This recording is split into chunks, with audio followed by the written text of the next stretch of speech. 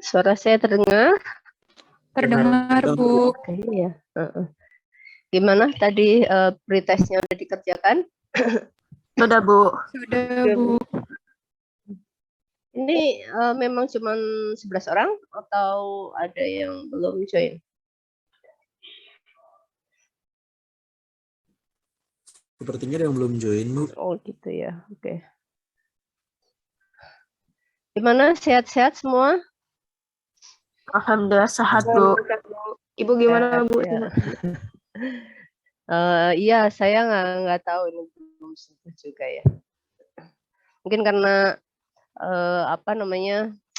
banyak deadline minggu ini, jadi saya mungkin kalau malam tuh harus begadang jadi kurang tidur gitu ya. Ini buat kalian aja, karena kondisinya kurang bagus ya, termasuk kemarin itu saya ke kampus, posisinya itu hujan ya, hari ini sih mungkin agak cerah.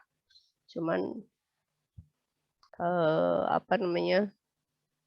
memang cuacanya pas saya berangkat itu hujan besar sekali di jalan. Saya sampai kampus juga hujan lagi sampai siang gitu ya.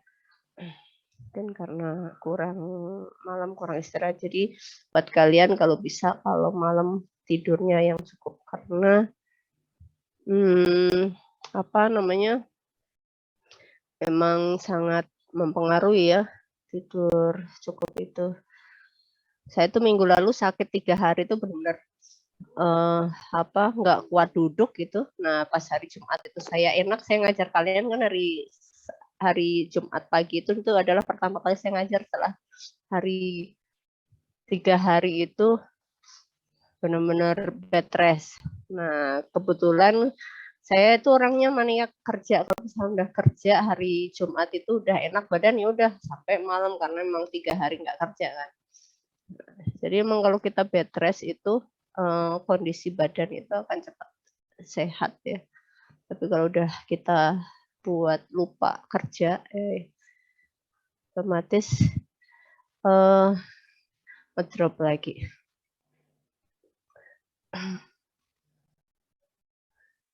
Iya Mbak.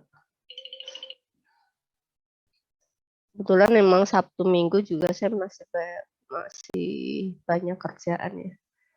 Nah ini saya akan share lagi ya. Minggu lalu itu kan kalian bisa baca sendiri ya, nanti ketika akan nyambung dengan bahasan nggak tahu ini minggu nanti kejar nggak, tapi kayaknya enggak ya. Kita sampai satu ini file aja, satu PPT aja. Bentar ya.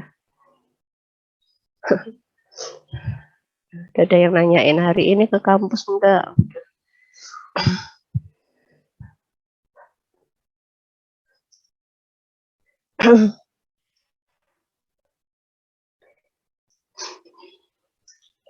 Ya, jadi di kampus itu sepi sekali.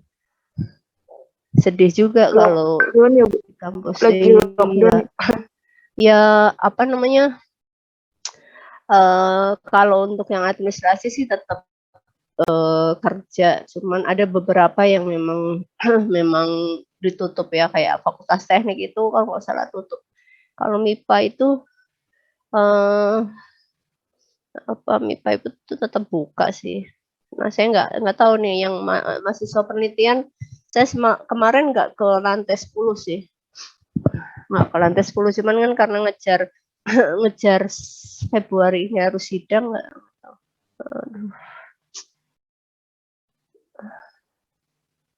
Males banget ya harus ke kampus.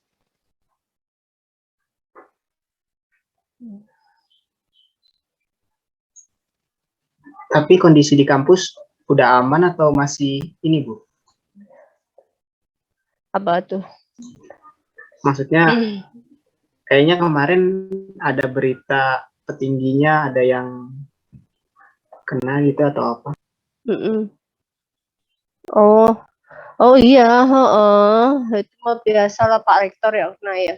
Ya tapi kan tetap banyak itu yang apa namanya, yang karena kan banyak acara-acara yang itu ya yang offline ya, yang nggak banyak sih, cuma maksudnya ada para petinggi yang mungkin sering berkegiatan di kampus terus karena jadinya apa namanya stafnya juga pada kena gitu. Staf itu maksudnya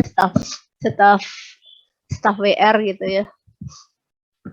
Nah itu sih mungkin ngurangin aja kegiatan di kampus ini apa kegiatan. Tapi kalau untuk di MIPA sih dekan, wakil dekan itu masuk semua, masih masuk gitu.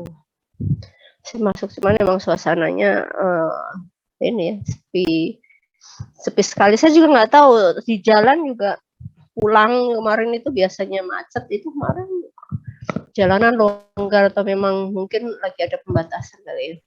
Kalau nggak salah Kalau di PPKM level 3 juga. Oh gitu ya. Nah itu dia. Iya. Ya karena saya ada kerjaan aja kemarin itu harus ke kampus. Nggak tahu besok kayaknya kalau ini juga harus ke kampus lagi. Sebenarnya kondisinya lagi kayak gini nggak baik juga ya. Cuman kebetulan kemarin ya di rumah udah swab dan nggak negatif, makanya saya berani ke kampus gitu. Ya tapi buat kalian sih kalau apa nggak ada keperluan yang ini urgent banget, nggak usah ke kampus dulu lah. Karena percuma kampus juga sepi. Mungkin kemarin ada yang lihat foto saya ya itu sepanjang jalan kampus itu nggak tahu itu mungkin udah sore kan, udah jam 5 ya, tapi memang karena hujan juga jadi melo aja ya. Kalau di kampus biasanya rame. Mungkin kalian kan udah pernah ya, dulu kalian kan angkatan 2019 ya, berarti kan tahulah kampus ramenya kayak apa gitu. Tiba-tiba sekarang sepi gitu. Nah ya, ya mungkin kita lanjutin. Ini ya ini kita lanjutkan lagi ya. Memang ketika kita belajar mikroprosesor itu tidak bisa dalam ya untuk yang apa namanya, karena kita memang terbatas karena kita memang bukan orang teknik komputer ya. Jadi memang pembahasan tentang mikroprosesor, kemudian apa namanya, prakteknya itu juga di kita SDM-nya nggak ada. Mungkin kalau misalkan nanti laborannya siap sih ya nggak masalah. Kalau di teknik itu, untuk yang teknik elektronika saya sempat nanya ya, karena mereka ya itu basicnya memang belajar mikroprosesornya itu dengan ngoprek silok ya. Bit yang paling rendah kan, silok bit yang rendah-rendah gitu. Nah, tapi nggak apa-apa, yang penting kalian minimal tahu lah teori tentang mikroprosesor ya. Jadi kita juga sudah bahas bahwa mikroprosesor ini perangkat yang dapat diprogram menerima data biner dari perangkat input. Jadi datanya itu dia menerima data-data dari perangkat inputnya itu dalam bentuk biner, kemudian memproses data sesuai dengan instruksi, kemudian nanti hasilnya ditampilkan sebagai output. Mikroprosesor ini menjalankan program disimpan dalam memori dan mentransfer data dari dan ke dunia luar melalui port input-output. Nah, setiap sistem berbasis mikroprosesor pada dasarnya terdiri dari 3 bagian, yaitu ini ada mikroprosesor, memori, dan input-output peripheral.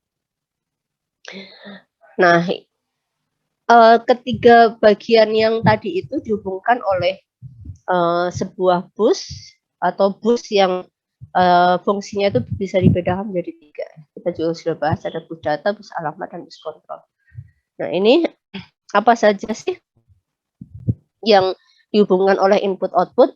Ya, input output ini kan dia sebagai pintu yang menghubungkan dunia luar. Perangkat input bisa input, bisa output. Inputnya itu bisa dari keyboard ketika kita ngetik, itu berarti kita memberikan memasukkan program menggunakan keyboard, berarti kita memberikan input ya. Atau converter analog to digital, kemudian switch atau saklar, kemudian kamera, scanner, mikrofon, itu sebagai fungsi input. Nanti outputnya bisa ditampilkan dalam LED, dalam layar 7 segmen ya. Kemudian layar LCD, printer, monitor, dan tentu banyak lagi untuk yang LCD-nya pun sekarang sudah bisa pakai jenis LCD kan banyak ya. Nah, ini bus itu menghubungkan antara 3 komponen ini ya, CPU, I/O port, dan memori. Memori itu ada RAM dan ROM. Kemudian CPU itu nanti ada control unit, ada ALU ya. Nah, kemudian bus itu ingat ya, kita kan ada 3. Nah, 3 itu arah panahnya tidak boleh sembarangan. Bus itu apa? Bus itu adalah sekelompok baris yang bekerja bersamaan. Nah, ini ada bus alamat. Bus alamat ini dia arahnya adalah satu arah aja, unidirectional. Digunakan untuk apa? Digunakan untuk mengirimkan alamat dari lokasi memori yang akan diakses. Ini contoh, kalau kalian bisa apa namanya? Ya ini kan yang kabel pelangi ya, tapi kalau yang bus yang di CPU itu karena warnanya abu-abu gitu ya. Terus yang paling atas itu ada garis hitamnya. Nah, bus itu macam jumlah jalurnya berbeda-beda. Ada yang 8, ada yang 16, ada yang 20 atau bisa lebih. Sekali lagi, untuk bus alamat itu kalau kita lihat anak panahnya arahnya hanya satu arah ya, dari CPU ke port input output atau dari CPU ke memori. Berbeda dengan bus yang lain. Kalau bus yang lain sifatnya 2 arah, yaitu bus data ini ya, bisa dari dan ke mikroprosesor dan peripheral. Peripheral itu berarti yang perangkat luar. Ukuran bus data, besar atau kecilnya ukuran bus data ini akan mempengaruhi arsitek sebuah komputer. Kalau misalkan dia ukuran datanya cukup besar, maka panjang instruksinya juga akan lebih besar.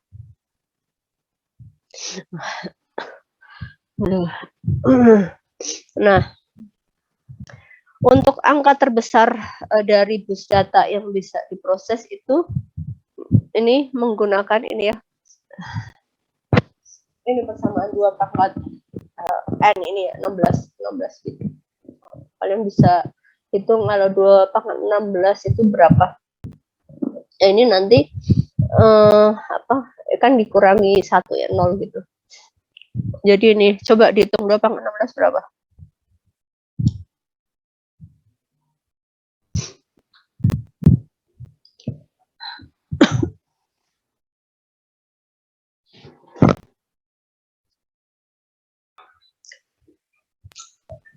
65536.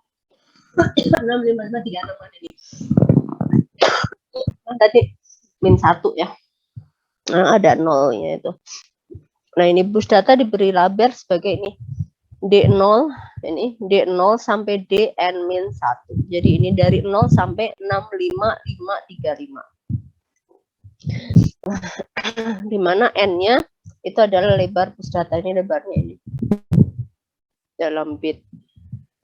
Nah, kalau bus kontrol itu berisi sejumlah jalur individu yang membawa sinyal sinkronisasi. Bus kontrol ini mengirimkan sinyal kontrol ke memori, port input output, dan perangkat peripheral lain untuk memastikan sistem operasinya itu benar. Bus kontrol memberi sinyal kontrol, dia bisa membaca memori, membaca port input, menulis port output, bisa hold, bisa menyala, dan lain-lain. Bentar ya.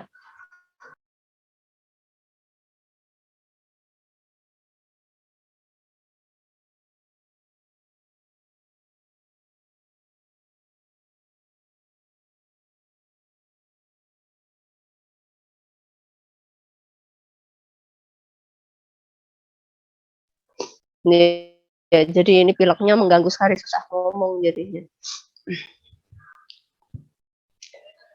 Nah, ini setiap mikroprosesor ini ya, dia punya saluran ya, saluran bus yang berbeda-beda ya, tergantung dari jenis mikroprosesornya. Ini contohnya ya. Contohnya ini untuk bus data ya, bus data tadi yang dua arah ya, yang dua arah hanya bus data ya, bus alamat dan bus kendali satu arah aja. Kalau jumlah salurannya ini 8 bit. Untuk jumlah saluran bus alamat itu 16 bit, bus kendali itu 10 sampai 12 bit. Nah, ini udah ada catatan ya, dia akan tergantung dari jenis prosesornya. Kan tadi kita ini ada bus data yang sampai 16 bit maksimal. Kemudian ini inside mikroprosesornya kita sudah pernah bahas, walaupun sebenarnya ini skema sederhana saja, tidak sesederhana ini. Ya, karena kan banyak jalur-jalur yang terlibat. Ini tadi kalau mikroprosesor kan cuma ini aja ya. Ini control unit, ini mikroprosesor gitu. Terus apa namanya, ada ALU, ada register file. Kemudian nanti dihubungkan dengan register itu apa? Register itu memori gitu ya. Register memori. Hubungan dengan perangkat yang lainnya. Nah, ALU juga sudah kita bahas. ALU ini adalah komponen inti dari sebuah mikroprosesor. Tugasnya adalah melakukan aritmatika integer dan operasi logik ya, operasi logik. Dan harus diingat bahwa semua ALU ini menggunakan datanya adalah data biner. ALU apa namanya, tadi dia itu selain operasi add, kurang, juga, kali, juga bisa dengan operasi logik yang lain yang sudah kita pelajari di elektronika, dasar-dasarnya ya, di elektronika lanjut. Nah, terus register itu apa? Register itu adalah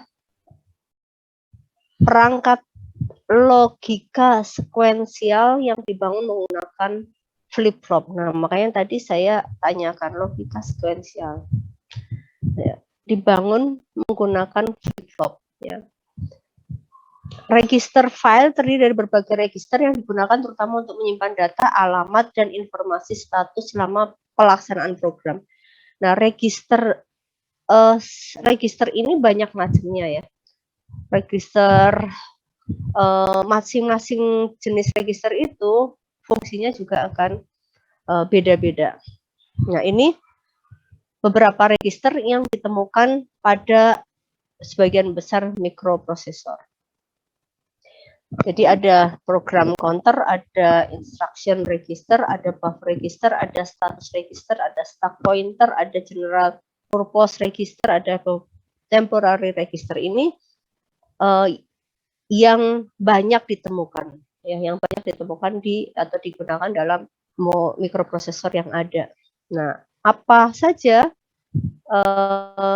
tugasnya? Kita mungkin sedikit ini ya, membahas ini fungsi register, masing-masing register. Ini kan kita sudah tahu ya register itu.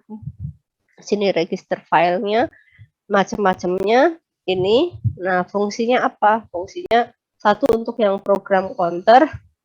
Ini tugasnya menyimpan alamat dari instruksi selanjutnya yang akan dieksekusi.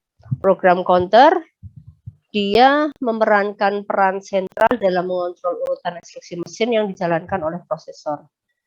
Nah, kemudian setelah instruksi dibaca dalam memori, menghitung program secara otomatis akan bertambah dengan 1. Ingat ya, tadi kan biner ya, pakainya biner. Kemudian untuk yang kedua itu register instruksi, ini menyimpan kode instruksi yang sedang dieksekusi. Ya, unit kontrol mengekstrak kode operasi dari register instruksi, kemudian menentukan urutan sinyal yang diperlukan untuk melakukan pemrosesan yang diperlukan oleh instruksi. Ini register instruksi. Terus ada lagi buffer register atau register penyangga. Nah, register penyangga ini tugasnya adalah menghubungkan mikroprosesor dengan sistem memorinya. Dalam register penyangga yang standar itu ada dua jenis ya, ada MAR, Memory Address Register, dan Memory Buffer Register, ada MBR.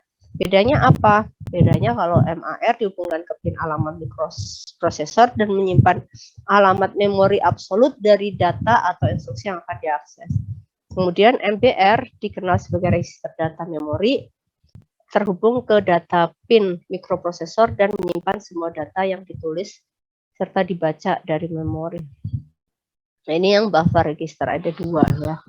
Kemudian ada status register atau register status. Ini menyimpan keluaran status dari hasil operasi dan memberikan informasi tambahan tentang hasil operasi. ALU ya, untuk yang di ALU kan, yang Arithmetic Logic Unit. Status bit yang disimpan dalam register register status memberitahu bahwa akan terjadi atau tidak terjadi kondisi yang berbeda, dan 1 atau lebih bit dapat diperbarui pada akhir operasi. Nah, untuk pembeda atau signifikansi register status terletak pada kode kondisi yang ditetapkan oleh status bit yang berbeda dalam register status yang membentuk pengambilan keputusan oleh mikroprosesor selama pelaksanaan program. Kemudian ini ada stack pointer atau SP. Ini adalah register yang digunakan untuk menyimpan alamat lokasi memori milik entry terbaru dalam stack. Nah, ini stack itu apa? Stack ini adalah lokasi atau blok lokasi yang ditujukan untuk penyimpanan data sementara yang digunakan untuk menyimpan data dari register tujuan umum lainnya selama eksekusi eksekusi subrutin saat ada interupsi. Nah, untuk operasi register ini berkaitan dengan operasi push dan pop. Operasi push itu untuk menyimpan dan pop itu untuk mengambil isi register. Jadi data itu dipindahkan dari register umum ke stack dengan instruksi push, ya kan, dia menyimpan pada awal panggilan, kemudian dia akan mengambil dengan instruksi pop. Mikroprosesor menggunakan stack ya, stack tadi blok lokasi. Kenapa? Karena dengan menggunakan stack ini untuk memindahkan mouse pop-nya itu akan lebih cepat daripada menggunakan instruksi move. Nah, ini untuk general purpose register, ini digunakan untuk menyimpan data dan informasi alamat. Jadi, general purpose register ini ada register data dan register alamat. Register data ini digunakan untuk menyimpan angka dalam bilangan bulat, digunakan untuk operasi aritmatika. Kemudian register alamat digunakan untuk menyimpan alat-alat memori dan juga untuk mengakses memori, digunakan untuk indexing ya dan pengalamatan tidak langsung, indirect addressing. Kemudian keuntungan meningkatkan kecepatan pemrosesan mikroprosesor dengan menghindari sejumlah besar operasi baca tulis eksternal saat operasi ALU dan seterusnya ya. Nah, ini kenapa perlu banyak register? Karena semakin banyak register maka operasi ALU-nya juga akan semakin besar yang bisa dilakukan. Nah, ini temporary register tadi ya, yang jenis yang terakhir itu untuk digunakan untuk menyimpan selama terjadinya eksekusi instruksi mesin. Temporary register. Nah, terus ini control unit. Nah, control unit itu tadi yang ada di sini ya. Ini tadi. Mana di arsiteknya? Nah, yang di sini ini kan tadi register file. Ini control unitnya. Control unitnya ya tugasnya untuk apa? Tugasnya merupakan otak komputer ya. Dia paling kompleks, terdiri dari blok-blok fungsional mikroprosesor dan menempati sebagian besar area chip. Di dalam control unit ini terdiri dari rangkaian logika sekuensial yang menggerakkan prosesor melalui urutan operasi yang disinkronkan ya. Kita udah pernah bahas logika sekuensial belum atau enggaknya sampai waktu itu di elektronika digital. Kelasnya Pak Agus sampai dibahas enggak?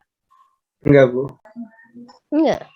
Jadi bahas kalau yang kelas saya kayaknya belum juga ya waktu itu ya. Terus ada tugas Pernahnya, gitu ya.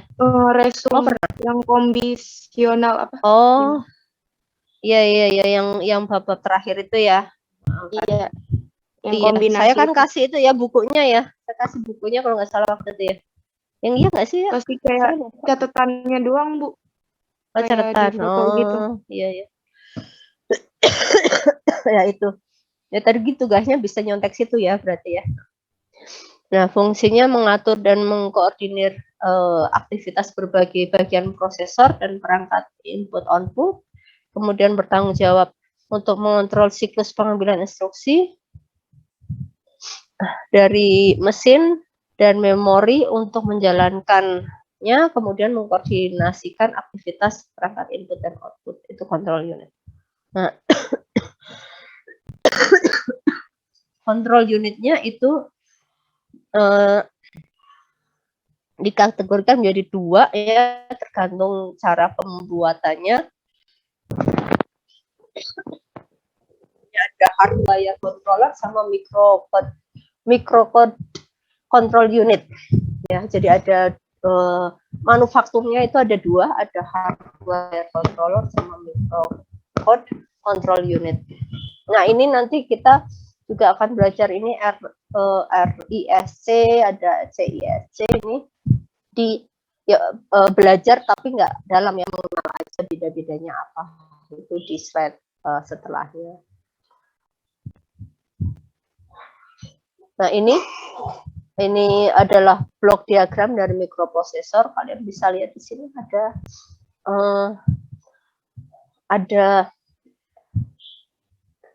ada suatu bagian ya, satu bagian mikroprosesor. Berarti ini apa di mikroprosesornya aja ya. Ini ada demultiplexer. Udah tahu ya multiplexer itu apa, demultiplexer itu apa gitu. Kalau multiplexer berarti dari bahan keluarnya 1, dia multiplexer berarti dari 1 keluarnya banyak. Ini masuk ke general purpose register, kemudian nanti dia akan keluar banyak juga. Ada keluarnya, kalau dari sini keluarnya banyak, masuk ke multiplexer, dibuat supaya keluarannya 1-1. Kemudian nanti masuk ke arithmetic logic unit, ya. Kemudian dari sini, dari ALU ini masuk ke status register, ya. Tadi baca lagi status register apa. Bandingkan nanti akan keluar jadi data bus. Nah, ini tadi ada stack pointer. Stack pointer buat apa tadi? Masih ingat? Menyimpan alamat lokasi. Stack pointer, alamat lokasi. Stack pointer Yang itu memori milik. buat pointer yang Itu pakai Bu, menyimpan alamat lokasi. alamat lokasi. Stack pointer itu dia pakai disimpan sebentar, diproses, nanti langsung diambil pakai push dan pop gitu ya. Nah, kemudian ini ada data bus, ada trace bus, dan ada control bus yang sesuai dengan fungsinya masing-masing tadi sudah dibahas. Nah, ini aritmatika instruction-nya ada apa saja? Ya, ini bisa pengurangan, bisa perkalian, bisa pembagian, perbandingan, negasi, ya. Negasi juga kita sudah belajar di itu ya. Di apa namanya? Elektronika digital. Kemudian dia bisa pakai 16 atau 32 bit microprocessor. Nah, ini yang logic instruction-nya, ya, logic instruction-nya dia menggunakan si mikroprosesor itu bisa melakukan ini fungsi logik ya, semua fungsi logik dalam ini hardware logic yang ini tadi hardware logic itu berarti logika yang sudah terprogram maksudnya gitu. Terus logik operasinya ya semua ini bisa dilakukan ya. Kemudian bisa juga shift, rotate. Kemudian untuk yang pengerjaannya itu dia dengan basis bit by bit ya, lagi dan lagi dia pakai ini instruksi dalam biner atau ini dia menjumlahkan misalkan ini dengan ini dijumlahkan pakai n gitu ya, pakai or. Sudah belajar kan ya kita? Cuman semua prosesnya bekerja dalam waktu yang sangat cepat ya. Mungkin kalau otak kita mikirnya masih ini tambah ini ya, dia sudah sangat cepat processingnya gitu ya. Ini contoh-contoh dari logic instruction, bisa dilihat di buku textbook di Anil Kumar, itu bisa dibaca lagi. Nah, kemudian arsiteknya itu ada 3, ada arsitektur input output terisolasi, ada arsitektur ini input output terpetakan dalam memori, dan ada arsitektur Harvard ya. Nah, kalau untuk yang arsitektur input output terisolasi ini input output terisolasi menggunakan desain pengalamatan addressing ya, atau pemetaan input output yang terpisah atau terisolasi dengan pemetaan memori. Kemudian addressing dari input output menggunakan sebagian jumlah saluran alamat, sedangkan pengalamatan memori menggunakan semua saluran alamat. Itu bedanya. Jadi ada tadi ada pengalamatan dengan pemetaan. Pengalamatan susah ya. Addressing IO terpisah dengan memorinya gitu. IO-nya dengan memorinya itu terpisah. Kalau untuk yang IO dia menggunakan sebagian dari saluran address bus, ya, sementara ini busnya S-nya lebih satu ya. Sementara untuk yang memori dia menggunakan semua saluran address bus ya. Ini kan tadi arsitek dari si CPU-nya itu ketika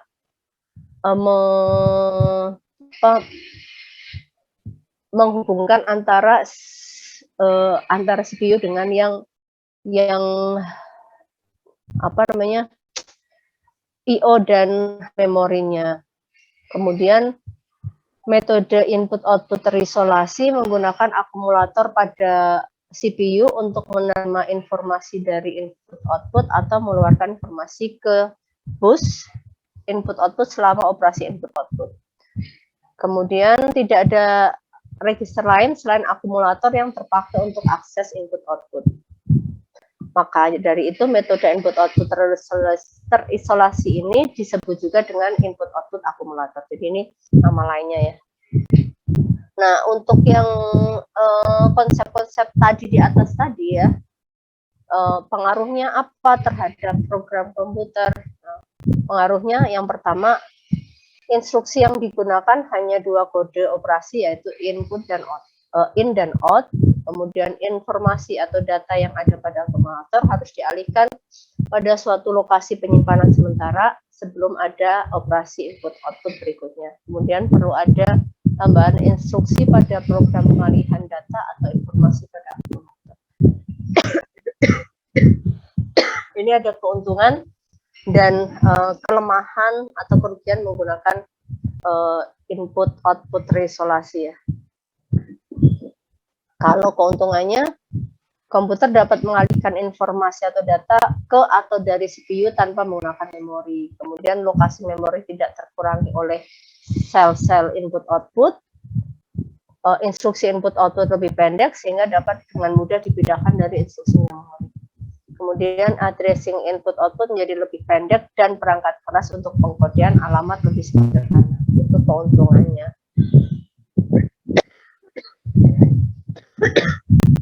Nah, ini ada di mana? Ada di Zilog ya. Dan mikroprosesor dari Intel juga pakai Zilog. Nah, ini pakai ini I/O input output terisolasi.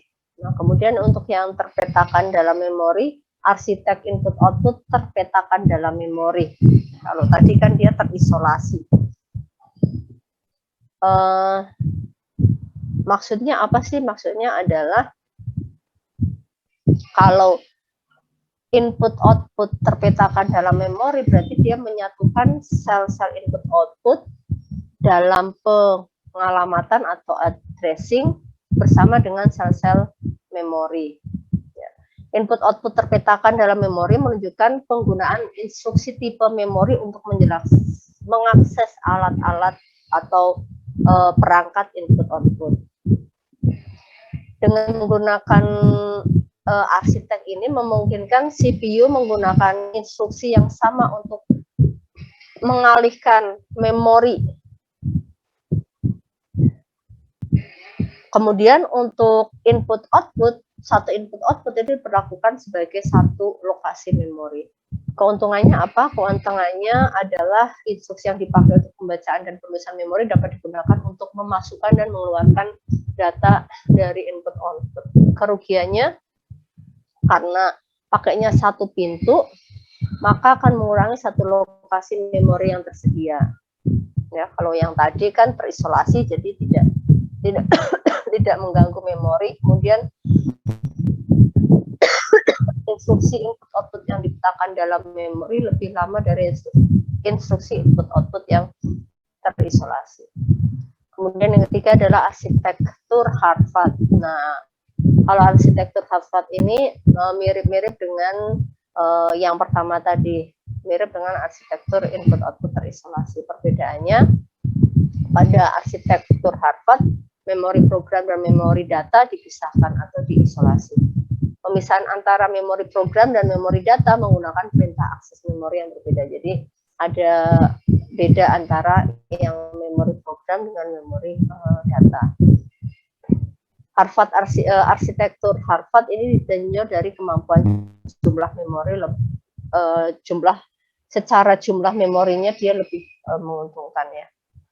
Nah, kalau misalkan kalian lihat kok mikroprosesor itu bentuknya macam-macam ya, memang ada 4 jenis bentuk kemasan mikroprosesor yang bisa kita temui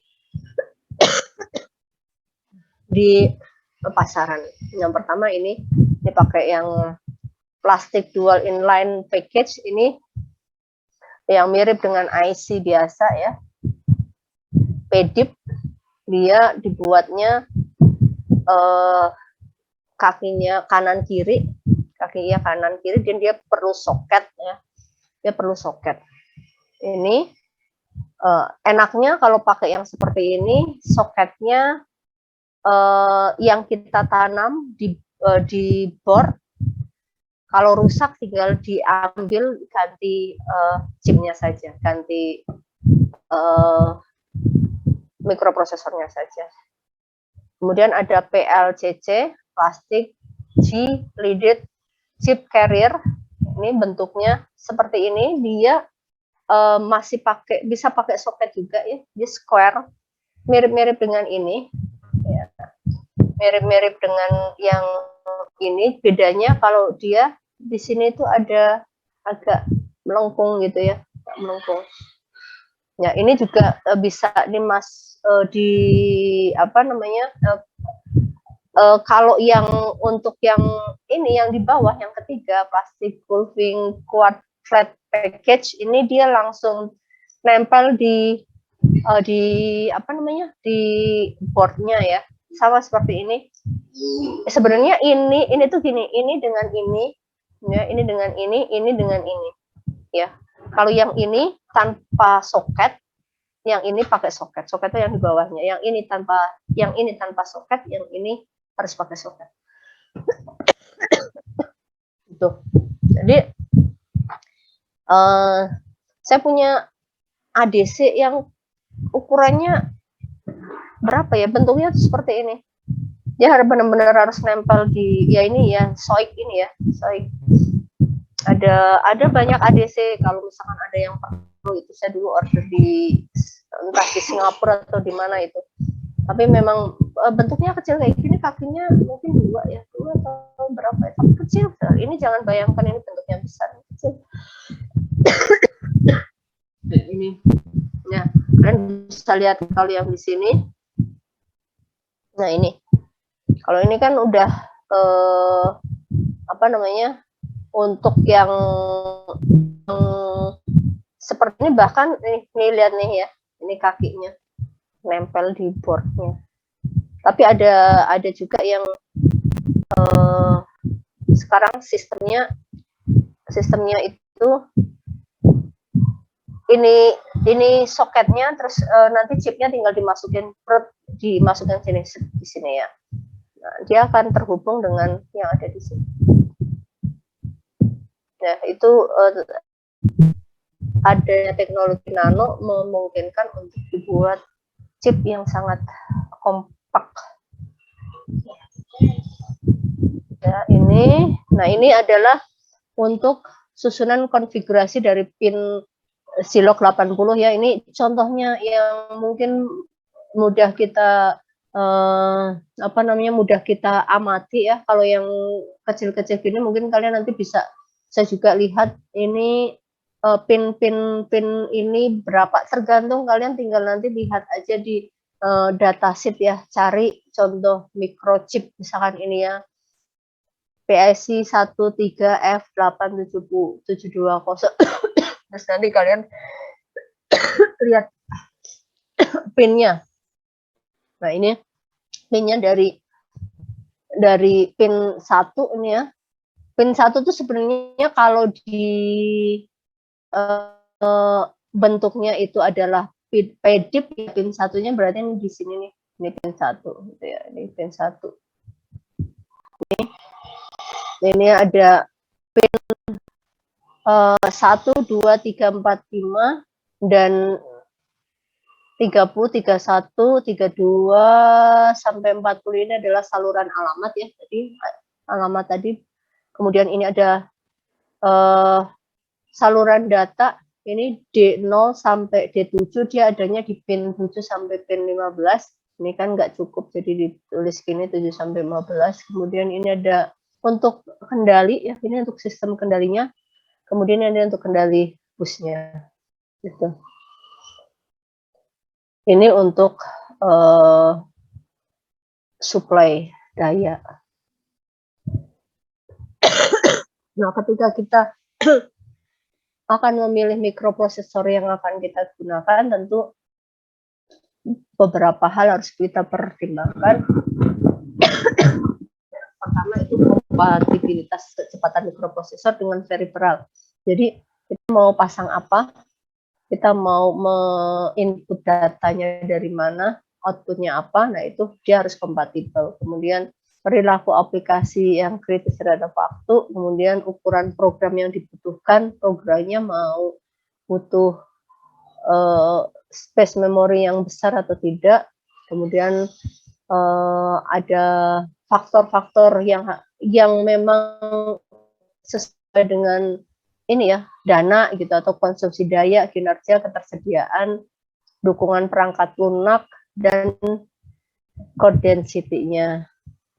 Code density itu apa? Code density adalah rasio antara source code dan object code. Size-nya berapa. Itu hal-hal yang perlu kita pertimbangkan. Nah, ini contoh ya. Contoh ketika kita lihat mikroprosesor yang ada, kita kalau misalkan kita pingin ini tipe untuk aplikasinya bisa kontrol, bisa data processing ya.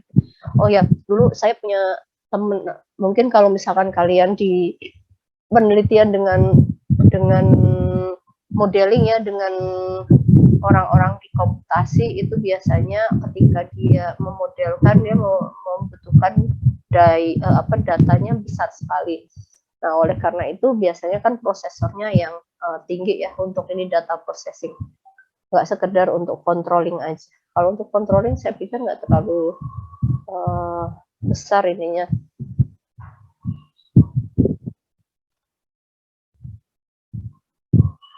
Sebentar ya.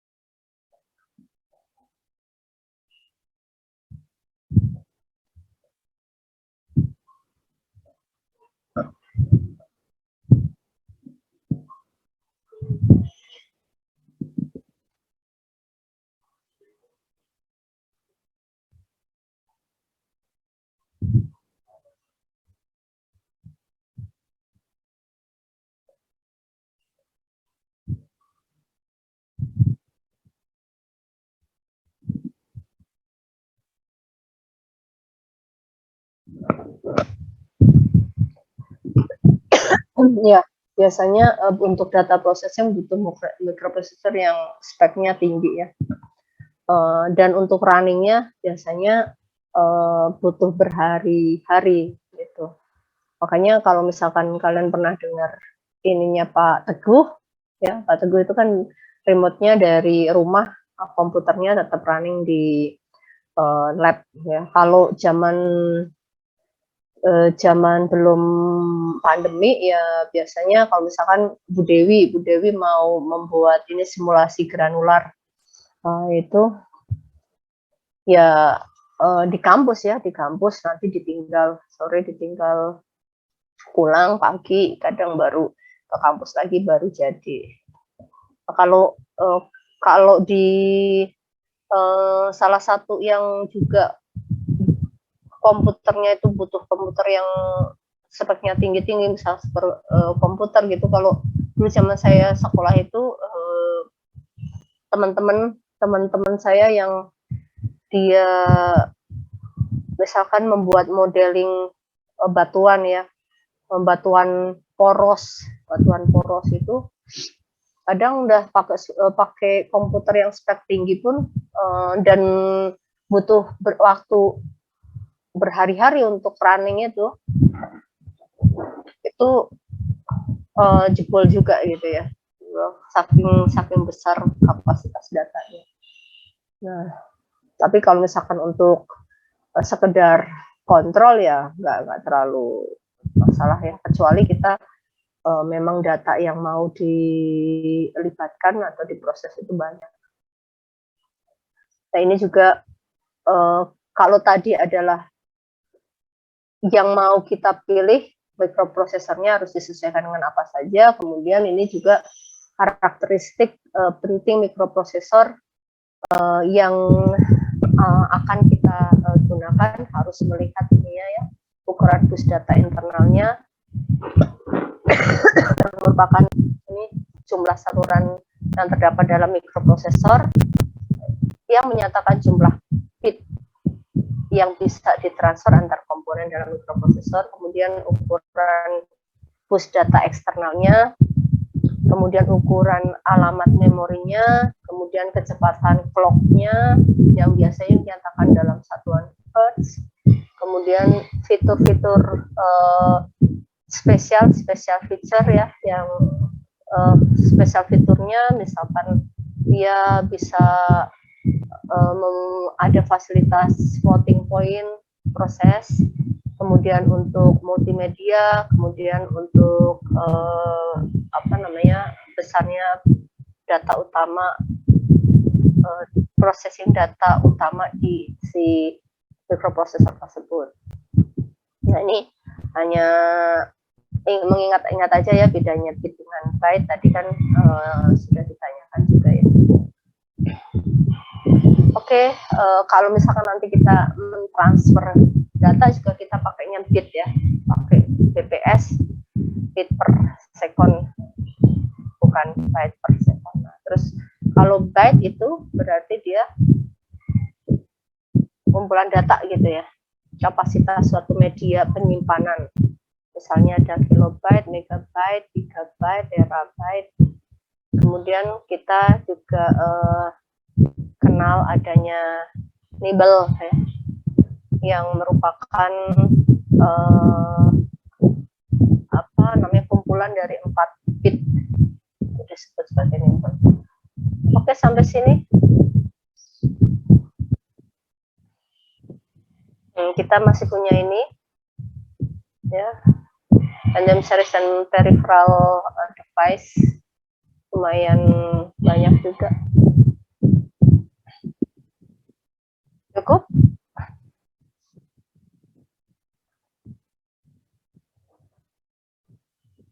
Nanti saya upload, silahkan dibaca ulang. Atau nanti kalian bisa juga baca di buku textbooknya.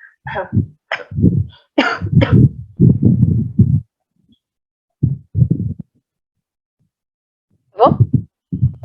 Iya Bu, cukup. Baik, kalau tidak ada pertanyaan saya tutup ya. Filenya segera langsung saya upload sekarang. Terima kasih atas perhatiannya. Selamat siang. Yang Bu, terima kasih Bu. Terima kasih Bu. Ya.